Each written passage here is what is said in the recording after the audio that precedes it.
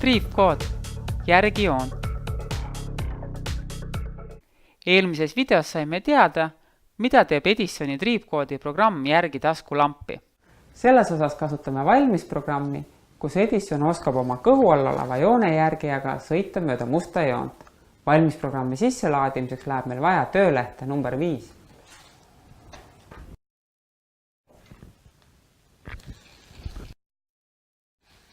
Edison saab joonejärgimisanduri abil aru, kas pind, millel ta asub, on hele või tume. Kõige paremini saab Edison aru mustast ja valgest. Arusaamine toimub nii, et andur mõõdab lambist tuleva valguse peegeldust. Hele pind peegeldab rohkem ja tume pind peegeldab vähem. Edisoni joonejärgimisandur asub siin. Katsetame valmis programmi, mille saame sisse laadida, sõites üle töölehel 5 asuva triipkoodi. Töölehe saad välja printida sellesama video juurest. Mida see programm teeb? Aseta robot enne käivitamist musta joone kõrvale, et joone järgimise andur jääks valgele alale, mis asub joonest vasakul.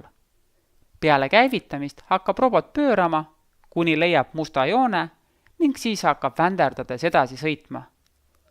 Robot vänderdab sellepärast, et programm ütleb robotile, kui sa näed valget pinda, sõida edasi ainult vasaku mootoriga ja kui musta pinda, siis sõida edasi ainult parema mootoriga.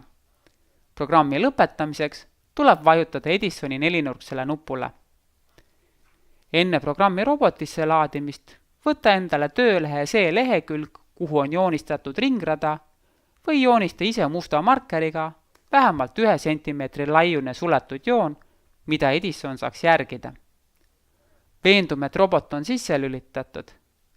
Veendume, et Edisoni punased leedid vilguvad. Asetame roboti triipkoodi ette. Vajutame järjest 3 korda ümmargusele nupule. Käivitame programmi, vajutades 3-nurksele nupule. Vaatame, kas Edison saab joone järgimisega hakkama.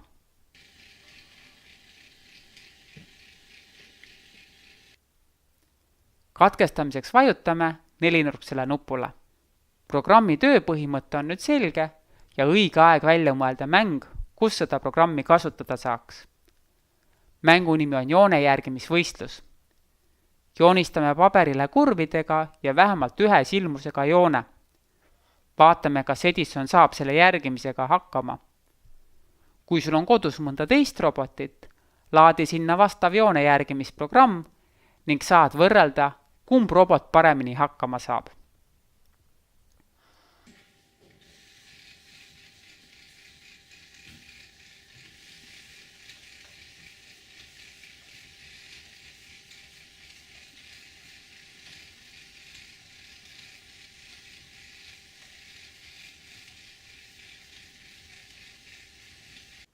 Nüüd on sinu kord.